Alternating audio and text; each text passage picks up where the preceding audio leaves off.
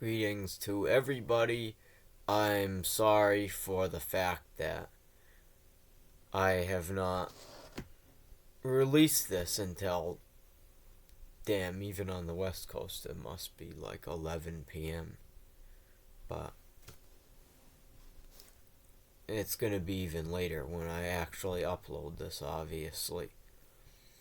So, I'm sorry about that. I had a family event and I fell a bit too fast asleep after that. But I should have set an alarm for you. I will not let this happen again, to the best of my ability. I know I've said that twice.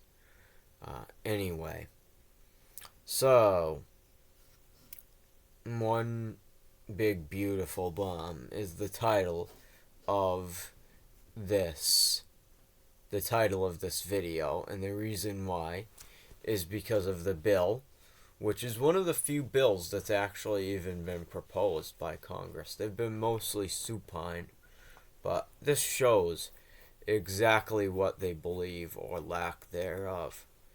This bill. So I'm just going to go over some little rarely talked about gems of cruelty and danger and just discuss them in a little more detail.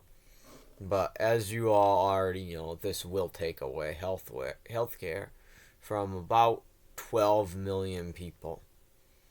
Health insurance. Sorry. From about 12 million people. And that's something that deserves a moment of silence.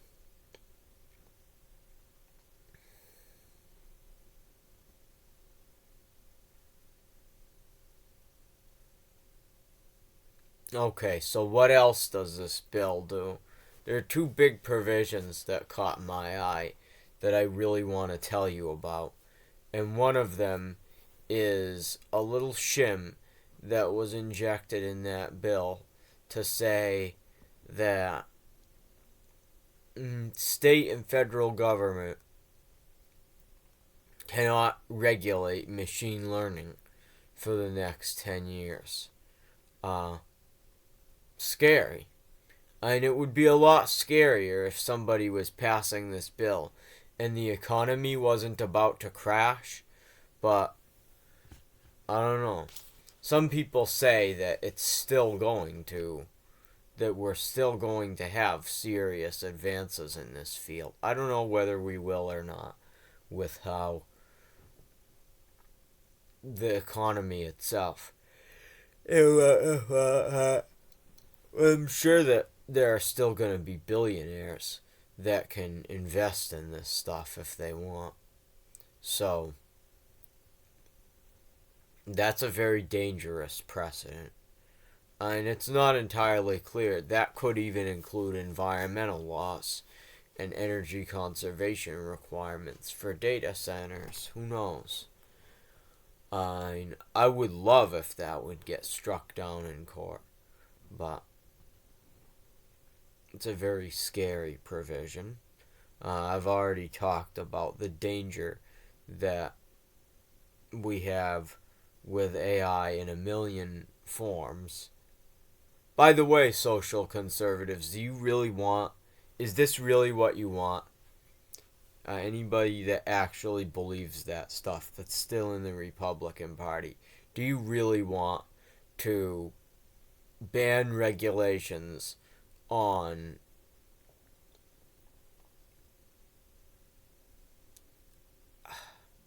robotic pornography and shit like that? Do you want to ban regulations on that stuff? Anyway, they infuriate me.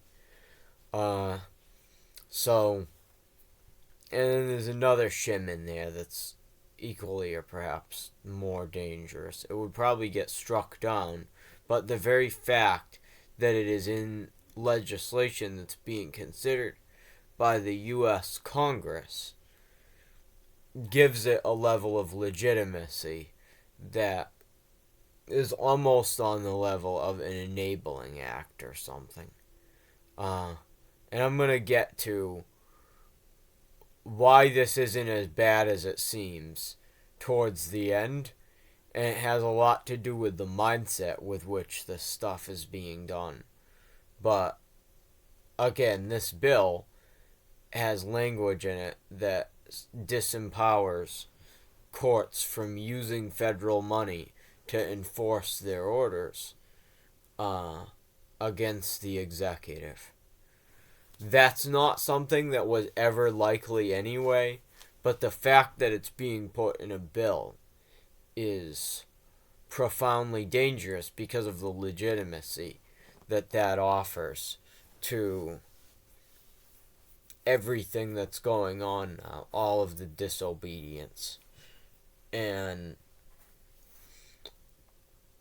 I've already said that we've crossed the line into a dictatorship already with the courts being disobeyed fairly regularly. But who knows? And this could get a lot worse if he certainly if something broke through to him that he could disobey orders, because he forgets, because he's senile and old. And I'll send you that video. I'll put it in the description at the very bottom. But so yeah, this bill, in addition to all of the cruelty that it has, also could be seen as an enabling act. But it's bizarre. And in some ways it doesn't fit the pattern. The only reason some of this stuff is even being done through a budget bill is because because Congress is still so gridlocked. So, White House disobeys this illegitimate White House that we have right now. Disobeyed another court order and sent a bunch of people to South Sudan, none of whom are from South Sudan. It's cruel, certainly. I'm sure at least one of them will perish. But it's also completely idiotic. I think they were trying to one-up the cruelty of sending people to an El Salvadorian prison. But the main reason why they haven't taken their innocent guy that they admit is innocent back, other than to psych out the courts, which is really the main purpose, but other than that, the next one after that is that they can't let him back into the country because of the stories that he would tell. Well, that's exactly what's going to happen with these people. If you send people to a dysfunctional African country, they're going to escape. They're going to escape to Europe, at least one of them, and they're going to tell their story. And you don't want that. It will galvanize people. It will make moderate people, even that voted this way, skeptical. So, you don't want that.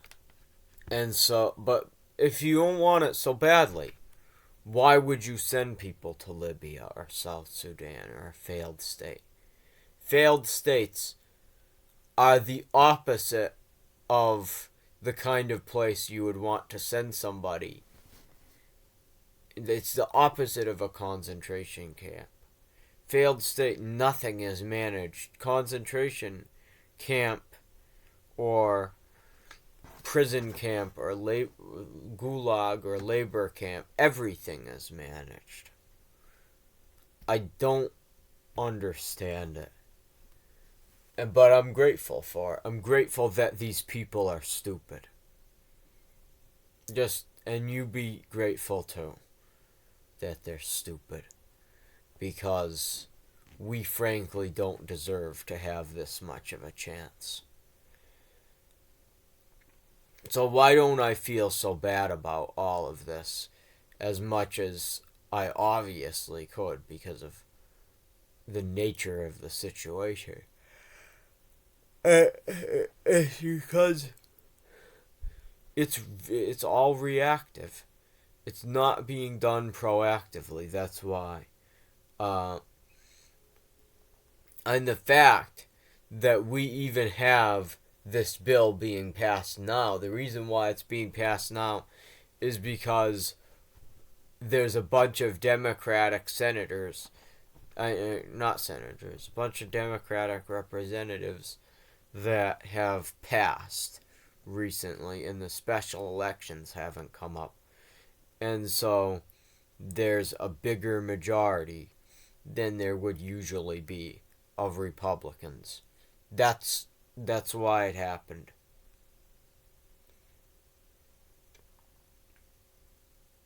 But beyond that, and we should definitely play harder. Like when their people are absent, we should hold votes and stuff like that. If that ever happens. But this is so the gridlock stopped anything from going through for a while, and that was helpful in some ways. That's the only reason this bill is being passed now, is because it wasn't passed earlier. Yeah, it has a lot of features that are like an enabling act, though. That's true. But in terms of all of this tyranny that we're seeing now, it's all reactive. They could have done it proactively. I mentioned this. I mention this all the time. They could have done it proactively. They could have had their enabling act in a couple of weeks. They could have purged Congress early on. These are people that don't respect the law. They could have definitely done all of that stuff. And they would have been rewarded with control over the country for a long time. To deprive us of the chance to recover before the end. Before the end of the world. But they didn't. We were so weak that it would have worked. But they didn't. They let us build our strength. And now they're panicking because, and this is something that Parkrose says, and I disagree with her. She says this as well. I disagree with her about the fact that all cracking down is inherently reactive. But this, I definitely think this is reactive. From what I'm good at seeing vibes. And this is reactive. This is not proactive stuff. So, I am not nearly as disturbed by this as I could be. And, we're almost to June now. And we haven't had, and everybody that we listen to online is more or less still up, still free. I think that there's a good chance we could win this. And that's all I have to say today. Sorry for how late I am. God bless you. I'll try to see you sometime early this week for some kind of principles video or something like that. I haven't been taking care of the channel very much for a long time. But I love you all, and I hope for the best, because we're all gonna need it. God bless you.